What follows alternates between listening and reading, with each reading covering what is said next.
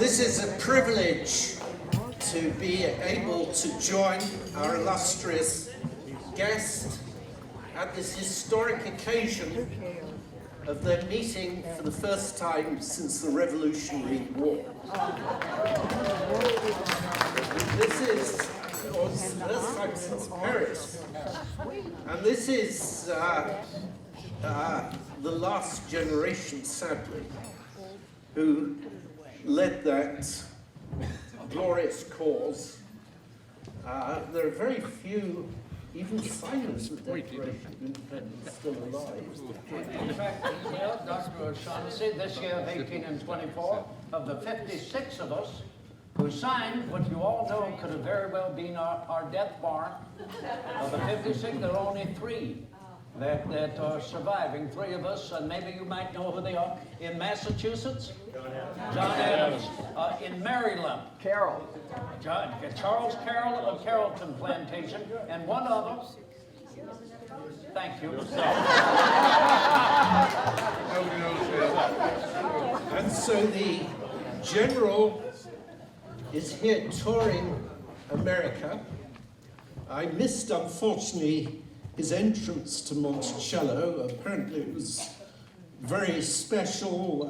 You had cavalry with you and a whole sequence of carriages and entourage.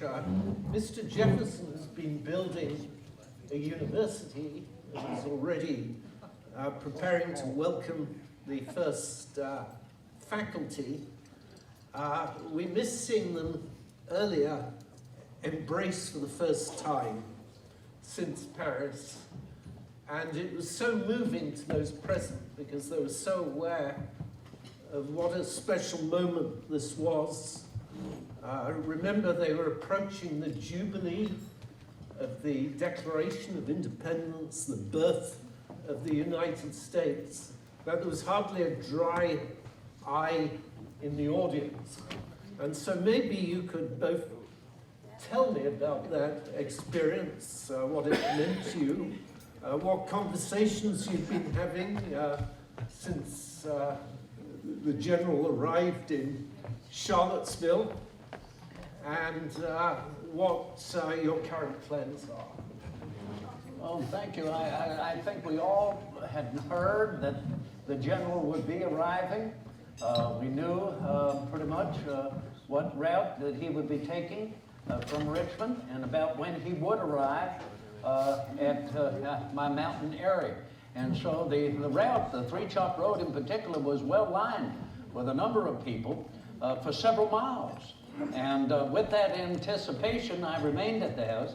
And of course, as you came up the mountain top and then on the east side is where we met. You alighted from your carriage, and I walked out the door there, and the 2 of us approached one and the other, at first rather slowly, at a steady pace, and then more rapidly, until we embraced and cried out at that moment, as I said, "Mon Général," And I said, "My dear Jefferson." Exactly. And it is interesting to note he was still wearing his dressing banyan. As if you didn't know I was coming. But it was a wonderful moment, my friend. I think the last time we looked upon each other's faces was October the 6th of 1789, as you were preparing to depart from France. That was a remarkable occasion. I had absolutely no idea in what the general might be preoccupied. When the ship was trying to leave France, we were overwhelmed by the weathers and the winds. We could not leave immediately, so we were stalled there in port, and I did not know until sometime later what was occupying you there on the 6th of October, well, both in Paris and then later at Versailles. To be sure, it was when the women of Paris were demanding their bread. They stated that they were going to go get the baker and the baker's wife, which of course was His Majesty Louis XVI and the Queen Marie Antoinette. So thousands of them departed Paris en route to Versailles. Versailles is only 15 kilometers away, but nonetheless, some of them were committing acts of violence. And some men joined them as well. So me, being the commander of the Garde Nationale de Paris, a military force to keep order in a very volatile city of 650,000 people, I decided to escort them. And when we arrived, the violence began.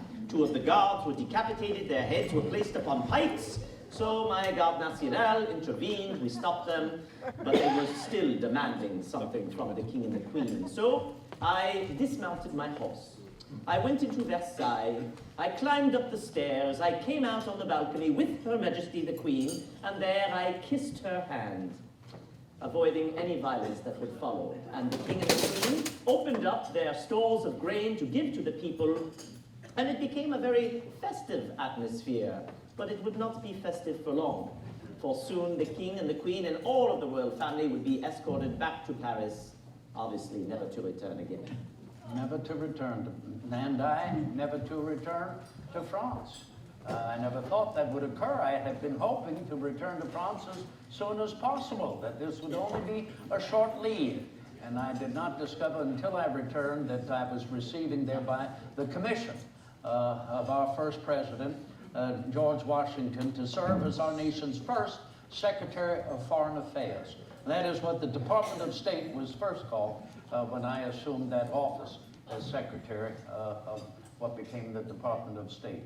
So lamentably, no, that began then almost consistently with an interruption of a few years after I resigned as Secretary of State, before I then returned back to government until, well, let me see, from about 1796, 97, when I was inaugurated our Vice President, until I handed the gavel over to Mr. Madison, President Madison, 4th of March, 1809, and as you know, I came home here finally to stay. But lamentably, during those 5 years, dans la belle France, as I have written, I came to love those people so very much. It became my second home. And I will not deny, I have always had the interest to return. General, I need to respond to your insult about British food. I knew it was coming. I knew it was coming. I should tell you that they don't need sauces because they don't need to disguise the rocks. Some people think your reputation is overblown, that you've endeared yourself to the American people like Maurice Chevalier and many French after you by simply your idealism and youth. But what did you actually accomplish? I should say that I think you accomplished a lot, but I'm not sure that our friends gathered here today may be fully aware of it. Well, that gets the ball rolling. Well, my friend, why should General Lafayette be remembered? What have I done? Yes, there are many detractors who say that perhaps I am overinflated, or perhaps I have done that myself. But let the proof be in my exploits, monsieur. I decided to come to America because I believed what the Americans were fighting for. I heard of this great cause back in 1775, when I was but a sous-lieutenant in the French army, a second lieutenant, newly promoted to captain, thanks to my father-in-law, admittedly. It was a wedding gift. But nonetheless, I was billeted in the eastern part of France, in a city called Nice. And one evening, we had a special guest. And this guest was none other than the Duke of Gloucester, the brother to George III, the King of England. But unlike his brother, the King of England, the Duke of Gloucester was rather sympathetic to the American cause. In fact, many were of the opinion that he thought America should be free and independent. So we all listened in on what he had to say. We spoke of many subjects that evening. The fighting at Lexington and at Concord, the Grand Congress in Philadelphia, and the great man himself, that of Washington.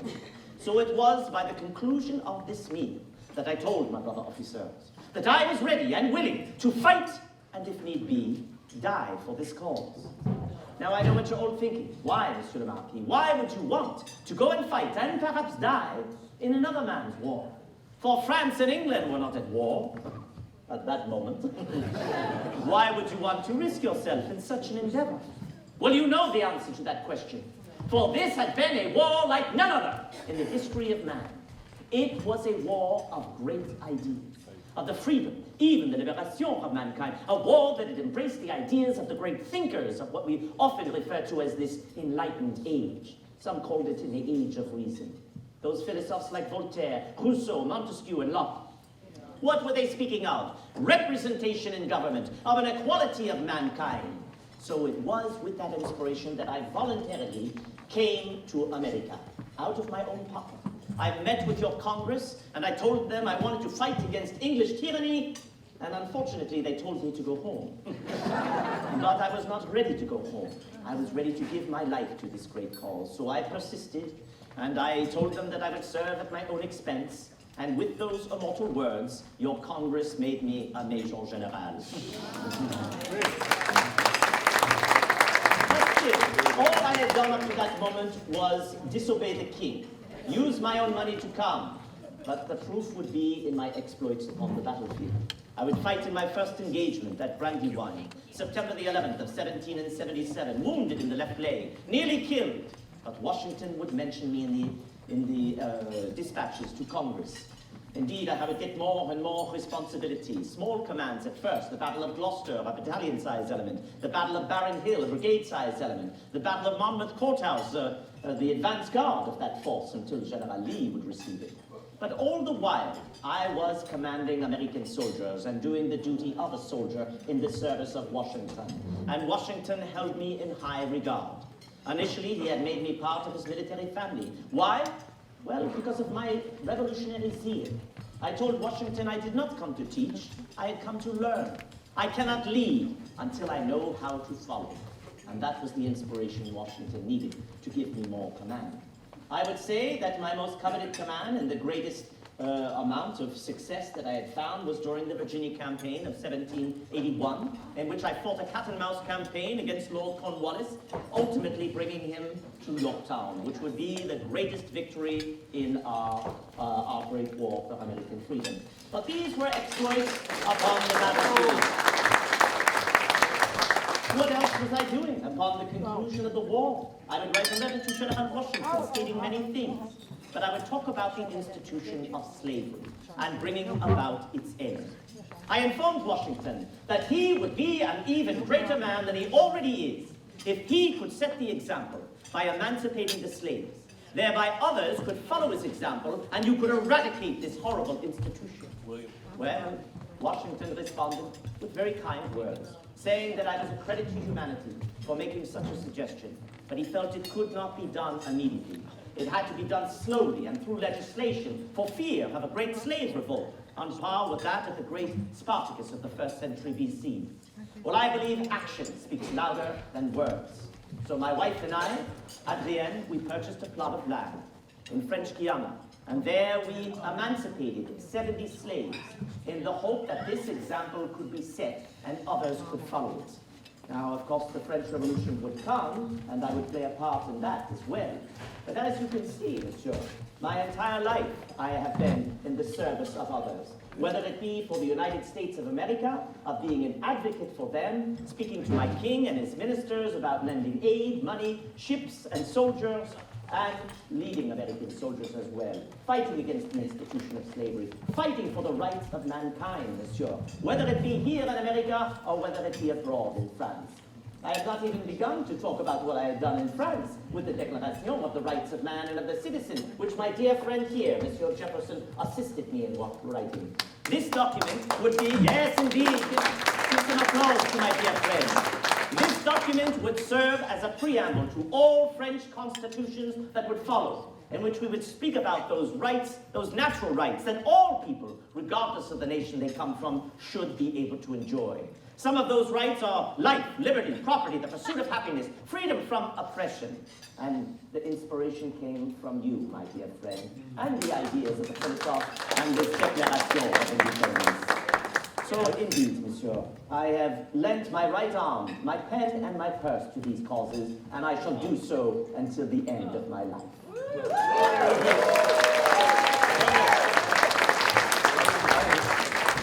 I don't want to seem too ingratiating, but I would add that you provided armaments at your own cost, and that you were a vital diplomatic link with France in obtaining greater French support.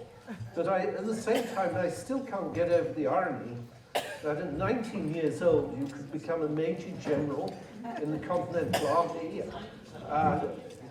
The Americans are supposed to be egalitarian, but you couldn't, as a young aristocrat, even in the British Army, have become a major general. That is true, monsieur. I was a Major General at 19 years of age. But you must look back at my life, for I became an officer in the King's Army at 13, which is not uncommon amongst the aristocracy. But I was married at 16 to my wife, who was 14. But that was a custom in France known as an arrangement. Yes, it was, madam, I assure you. But it turned out to be a marriage of love as well. So coming to America at 19, I first had to meet with an American agent. His name was Silas Dean from Connecticut. And he was giving out what we call promissory notes, promising that if a foreign officer like myself would come to America, they would be granted a rank in the American Army. And in my case, since the Lafayette name was so well known, I would receive a high rank, that of Major General. So thus, I told you, I came to America, I went before Congress, and I asked them to honor me, to make me a Major General, to fight against English tyranny, and they refused me. But I persisted, saying, very well, you will not give me a command. Perhaps you will allow me to serve simply as an aide-de-camp to General Washington, as an assistant to the great man. They then said, well, I'm sorry, once again, we can't do this, because we don't have enough money to pay you. And so thus, that is when I finally said, very well, I shall serve at my own expense, and thus your Congress made me a Major General. But, that being said, when I met Washington the very next evening, he really did not know what to do with me. He said to his chief aide-de-camp, a man by the name of Alexander Hamilton, he said, what exactly am I supposed to do with this 19-year-old French aristocrat that Congress has just made a Major General? And that is when I echoed those sentiments. I did not come to lead, I came to follow. I cannot do anything else without your guidance, mon général. And slowly but surely, Washington would give me more and more responsibility. So that, monsieur, is how I became a Major General in the American Army, and is probably why I am the last surviving general officer in the American Army.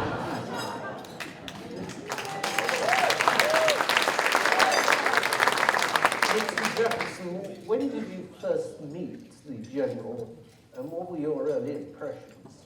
Well, I thank you for asking me that question, Dr. O'Shaughnessy, because I think that our General Lafayette, has been rather modest here this evening in explaining his initial exploits on behalf of our American Revolution. I hope we never forget, as Virginians here in our Commonwealth, we could have been more easily invaded by the enemy as they began to sail up the James River with the intention to lay siege to Richmond.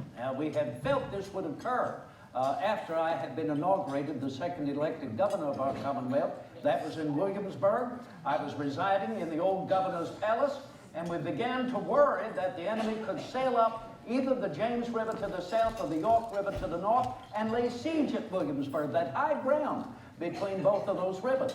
And so it was introduced into our House of Delegates in Williamsburg to consider removing our capital. This had been discussed for many years already, to a much better defended location. And that, of course, would be the heights of Richmond. Upriver, where you could virtually see the enemy at a distance downriver. So that was finally voted upon in December of 1779. That next spring of 80, we removed our capital, but it did not thwart any enemy advance.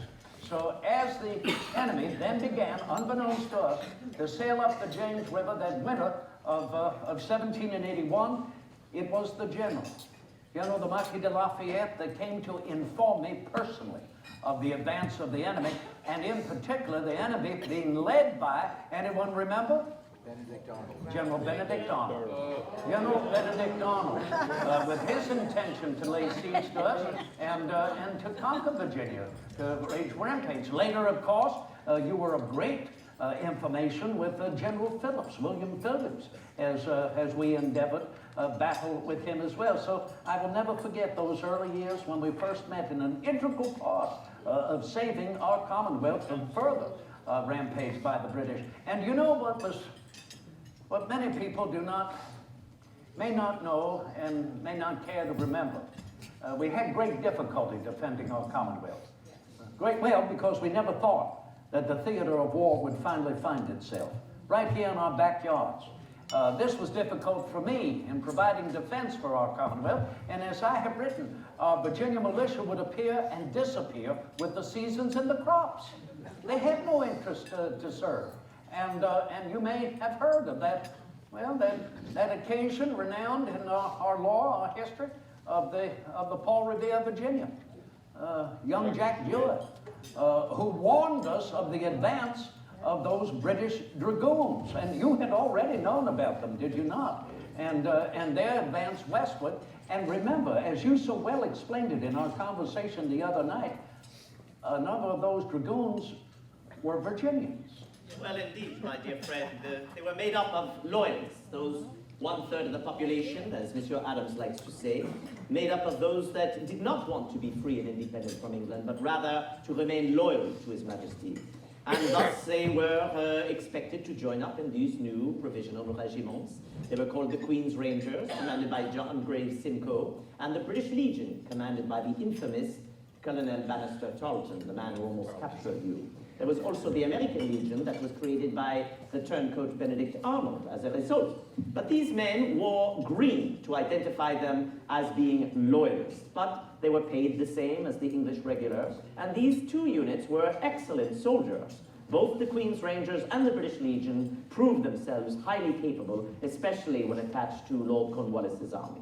I believe, was it not, that Lieutenant Colonel Bannister Tarleton sent out Captain McLeod? Do you recall Kenneth McLeod being the captain of those dragoons to lead that squadron, to ascend Monticello and to seek my capture, and then continue on to Charlottesville to capture any of our House of Delegates that they could possibly apprehend? And they later did. They captured 7 of our members of the delegates of our government, including an individual who had become almost at that time a legend.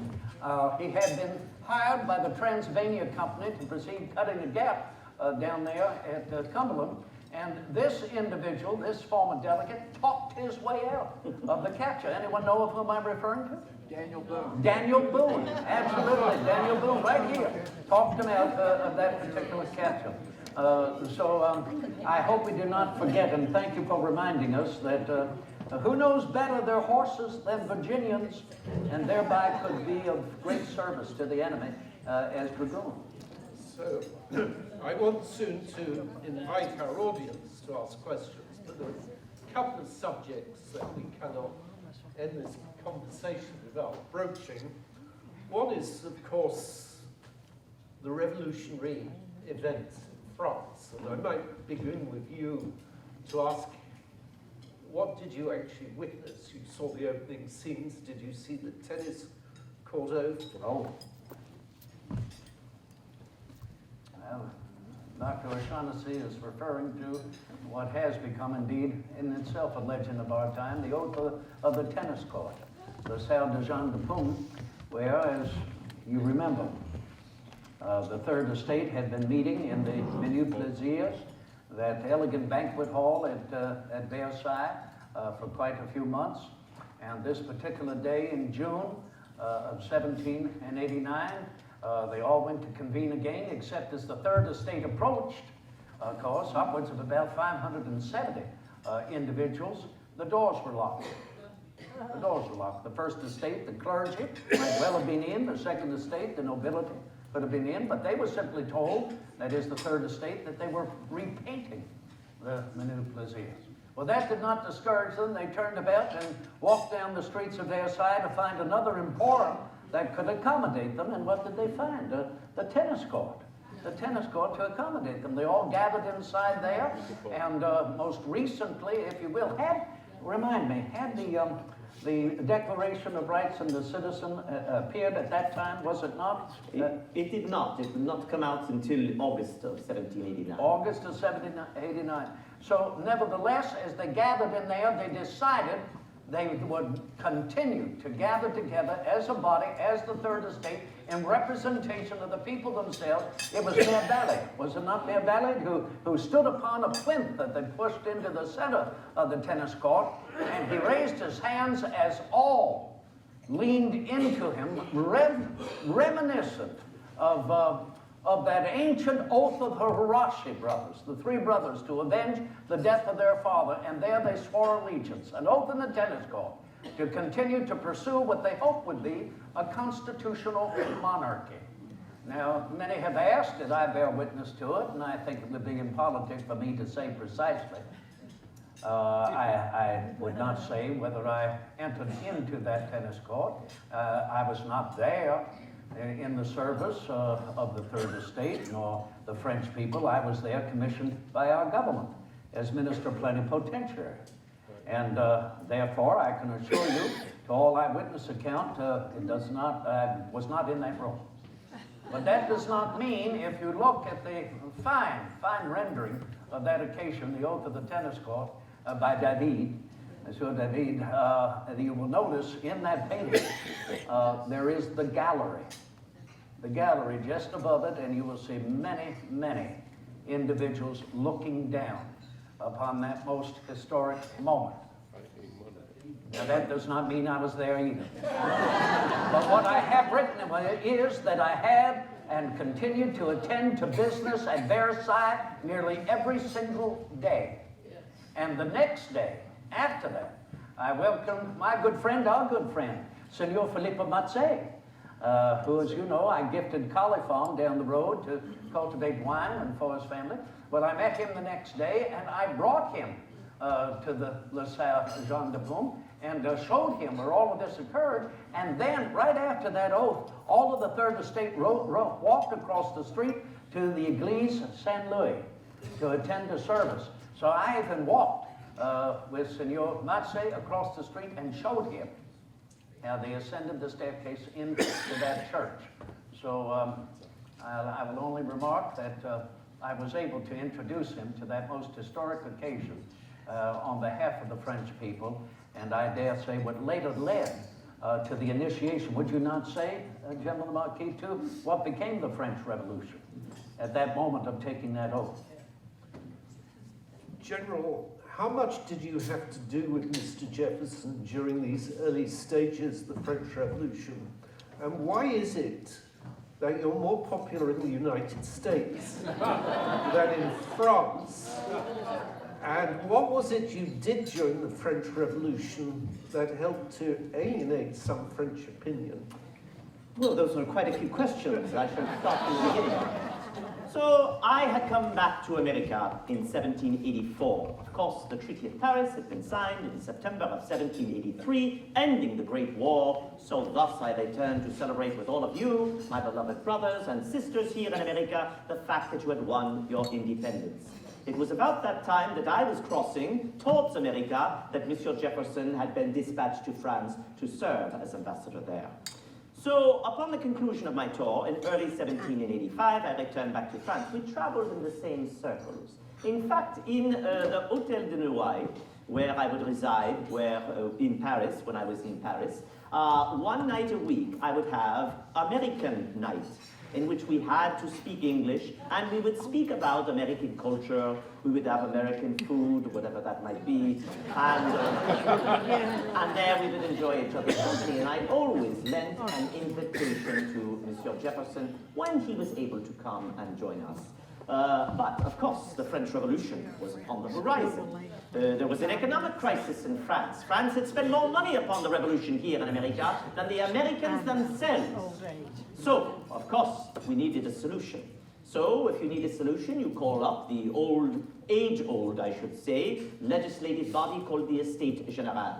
And as Monsieur Jefferson has already stated, it is composed of those three classes of French society: the clergy, the aristocracy, and the common man. The challenge is the common man makes up 95% of that population, yet they are still only given one vote. And the last time they called up this illustrious legislative body was 1614. The year was 1789. Would you call that a successful legislative body? No need to respond. Well, nonetheless, they came, and what was going to happen happened generations before. The first two estates would vote against the third estate. So something new needed to be created, and that would be the creation of the Assemblée Nationale and the hope for a constitutional monarchy. So Monsieur Jefferson and I were traveling in the same circles at that moment. When the 14th of July would come and the storming of the Bastille, that symbol of tyranny, that really is the beginning of this revolution. And 65,000 Frenchmen in a city of 650,000 Frenchmen stormed this symbol of tyranny. The Bastille was once a fortress, but Paris had grown so large it was no longer serving its function. So it had been turned into a prison in the 17th century, but a prison not for your common criminal, but rather for those who spoke out against the injustice of government. So it became a symbol of tyranny. If the government is tyrannical, you should speak out against it. But these people were being punished. So that is why those 65,000 Parisians would storm the Bastille, and eventually it would be destroyed.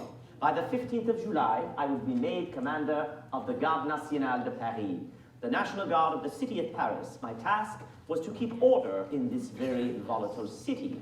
It would be shortly after that, in August, that I would complete writing the Declaration of the Rights of Man and of the Citizen with the help of my dear friend, Monsieur Jefferson. Now, in many ways, we had thought that this revolution could nearly be complete. Though the king did not accept the constitutional monarchy until the 6th of October, 1789, we were hopeful that once the transition came, we would have the best of both worlds. We could preserve the king as our chief executive, not unlike your president, but have a legislative body, not unlike your Congress, of elected representatives of the people, no matter what class and society they came from. And this would be called the Assemblée Nationale. And the glorious revolution of 1688 in England saw a great deal of change with not so much violence, and that is what we were hoping for. So once this was adopted, the year 1790 came, and it seems that France would prosper as a result. But things, of course, began to change. Not all of the people of France were in favor of the monarchy. In fact, there was a large segment that were in favor of a republic. Now, a republic's not a bad thing. After all, you have a republic. You've done rather well with it, more or less. But it was the way in which that republic would ultimately be created. And the King and Queen of France would be brought up on charges of crimes against the state, and then they would be sentenced to death. So when you sentence to death what is arguably the most powerful monarchs in all of the world, but it makes the rest of the monarchs of the world rather nervous.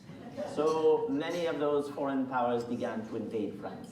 About this time, before the death of the King and the Queen, I had to resign my commission as commander of the Garde Nationale because of a supposed massacre that occurred on the Champ de Mars, on the left bank of the River Seine, in which there were nearly 10,000 radicals of the Jacobin Club who began committing acts of violence. And being commander of the National Guard, I was brought in to keep order. I told them to disperse. They did, but they came back worse than they were before. They killed some of my soldiers, and we fired upon the mob.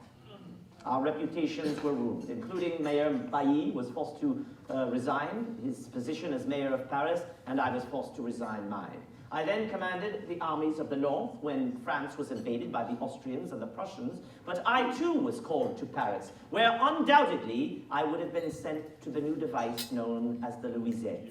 You probably know it much better as the guillotine, don't you?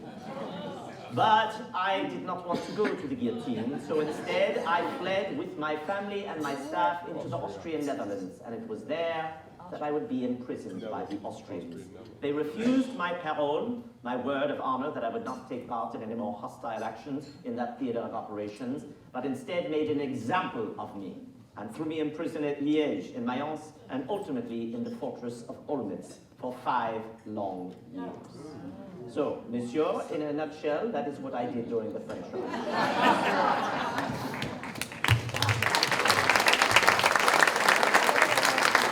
I have a lot more questions for you, but we're going to have to turn over to the audience. One of my questions, which an audience member may want to ask, was to broach a sensitive subject about their views of slavery. but I want to finish by telling you about an incident that both these men had in common that you may not be aware of. But both of them were introduced to George III.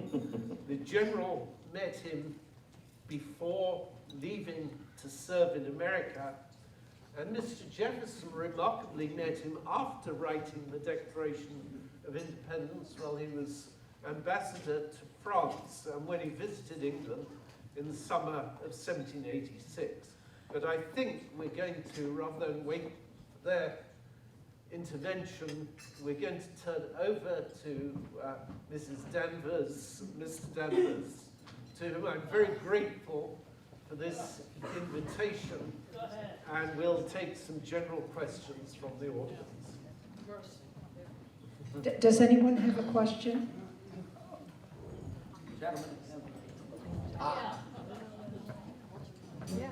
Mr. Williams.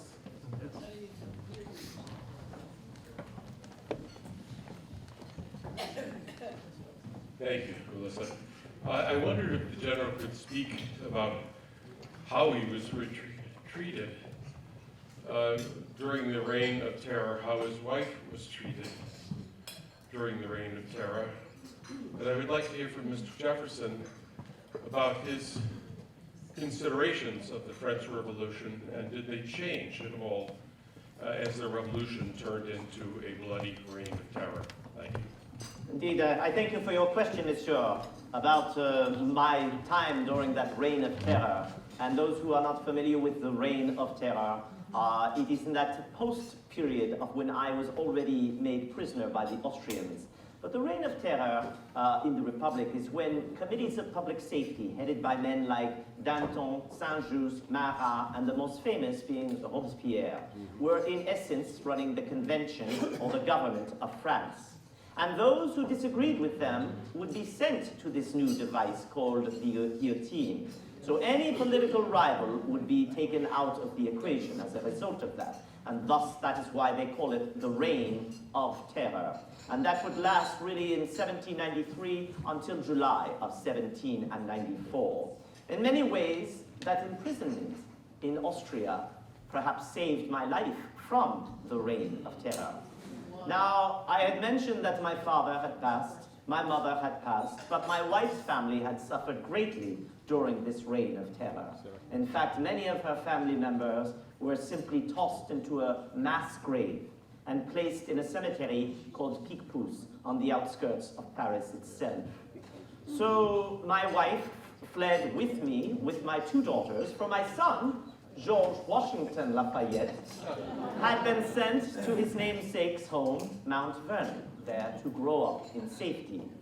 But when my wife made attempts to speak to heads of state throughout Europe to get me released, and she failed, she simply voluntarily joined me in prison. Yes. And tragically, my friends, she would contract the malady that ultimately would bring about her death. But eventually, we would be released in 1797, and the terror had passed. The overthrow of the terror would be the Directoire, headed by Paul Barras, and that government was incompetent, and it would last until 1799, when a strong man came up on the scene in the form of General Bonaparte, performing his coup d'etat. You know, in light of the gentleman's question, General, do you recall our last dinner at the Hotel Langeac? The Hotel Langeac was my residence that was provided by the royal family. It was at the intersection of the Rue de Berry and the Champs-Élysées at the Grille de Chaillot, one of the entrance gates into Paris along the Champs-Élysées. And our last gathering there with a number of other worthies was on the 4th of July in 1789. And you may recall, seated at the table was a doctor well known throughout Paris who had a curious contraption, more or less a model, that was covered with a cloth, a handkerchief, that he would reveal at dessert with an explanation of what he had come up with to create for a more humane method of capital punishment. The doctor... Guillotin. Dr. Guillotin, who then unveiled that method of motion. Not a one of us at that table. Throughout July, I dare say, beyond that day, the Bastille was demolished. Not a one ever foresaw what would happen. Everyone had been striving to achieve a constitutional monarchy. It was thought that that could be achieved. And yet what you ask, sir, is want to provoke many of us to wonder, can you indeed move a people from despotism and move a people from servitude and peasantry to democracy upon a feather bed? Can that be done? And when you think of what evolved for the French, who have never been able to taste the sweetness of liberty that we knew before our American Revolution began, to know that as we rose up in a frenzy of retaliation to reclaim, if you will, those reigns of government in which we felt ourselves free, even as colonies, but with a monarchy several thousand miles removed. We were able to come back to that, knowing where we were and had been tasting that sweetness, we could drive ourselves on. The French and the majority of people upon this globe have never tasted that sweetness of liberty. And therefore, are we not ourselves the best example of whether self-government can survive? The eyes of the world are upon us to that end.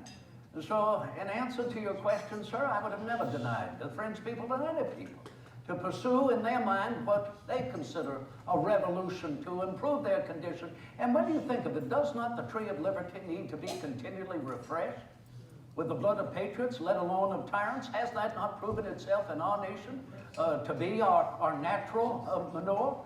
I beg your pardon, ladies. But I'm not referring to animal excrement. I'm referring to the Latin word for hand, manus. The continual cultivation of liberty, which can succeed, can it not? Perhaps more often by the stroke of a pen than by the stroke of a sword. Let us continue to bear that example in success. So I beg your pardon, I do not mean it to be offensive, but I cannot deny I have written it. The general knows well. What signify a few lives lost when we have made a better progress for the improvement of the condition of man?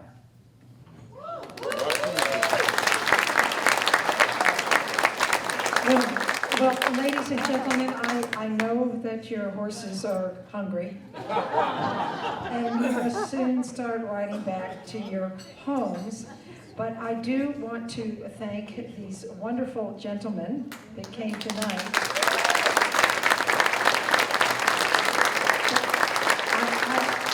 Before we do have a few gifts for you, but before we depart, General Lafayette, please tell me if this is possible. Can you give us a very brief statement of your either happiest or most liveliest day in the United States? Oh, my happiest? Very brief. You've said that already, yes. I will share one anecdote that was one of the happiest of my life. It was on October the 19th, 1781, there upon what is called Surrender Field. We had vanquished our enemy, Lord Cornwallis, in the greatest victory of the war. And it was an unconditional surrender, forcing Lord Cornwallis to surrender all of his weapons, all of his flags, and all of those soldiers would be marched off to prisoner of war camps. But the English, a very proud people, and rightly so, well, they could not believe they had just sustained such a defeat against the Americans with French help. And so as they began the march out, they kept their eyes to the right, looking only at the French soldiers that were parading off to the side. Even though I am a Frenchman, I have had the honor of commanding American soldiers during the war of the Light Infantry Division. So as the English approached my division on the left, I had my band strike up Yankee Doodle. And they played it so loudly that all of the English looked to the left in our direction. So, my dear friends, that is but one of many great moments that I have had in my life here in America.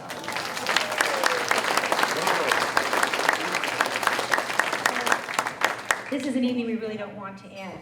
On behalf of the Farmington Historical Society Foundation, we want to thank you for coming. This is our annual Jefferson birthday celebration that we have in April, and he doesn't look bad for 280. I don't think. And you know, they were correct that we sort of jumped the gun in this bicentennial because General Lafayette did not arrive until November of 1824. But his visit to Monticello was so important to Jefferson that we wanted to recognize it here at Farmington.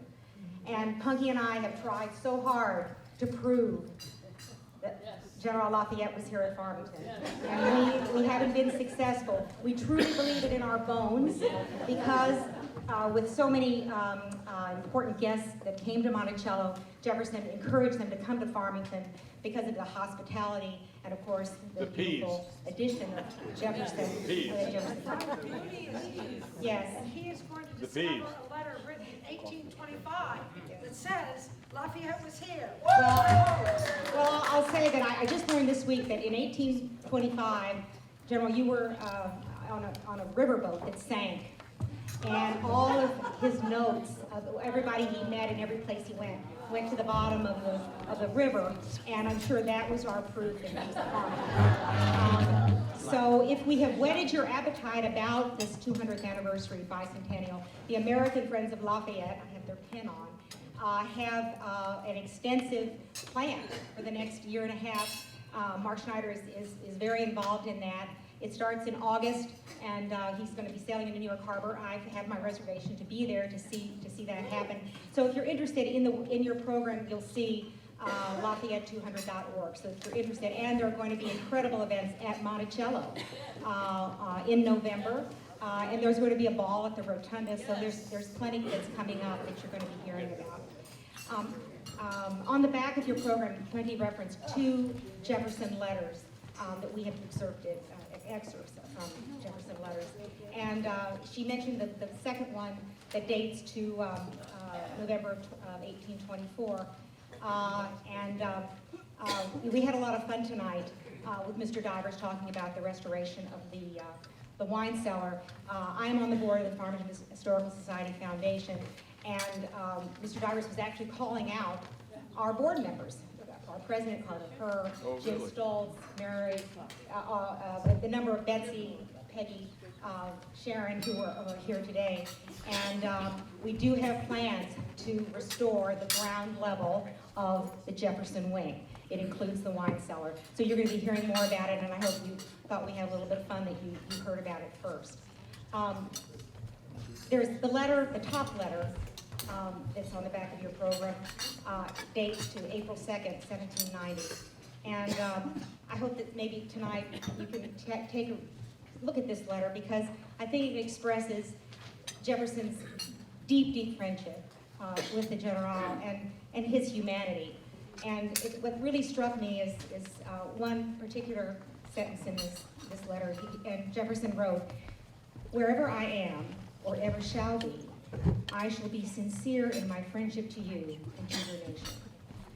So in trying to come up with a token of appreciation to you and a memento, Mrs. Divers, yes, so we have a piece of pewter.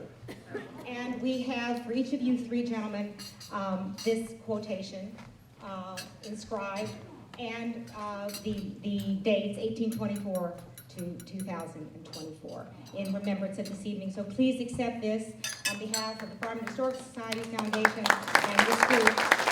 Thank you for this program.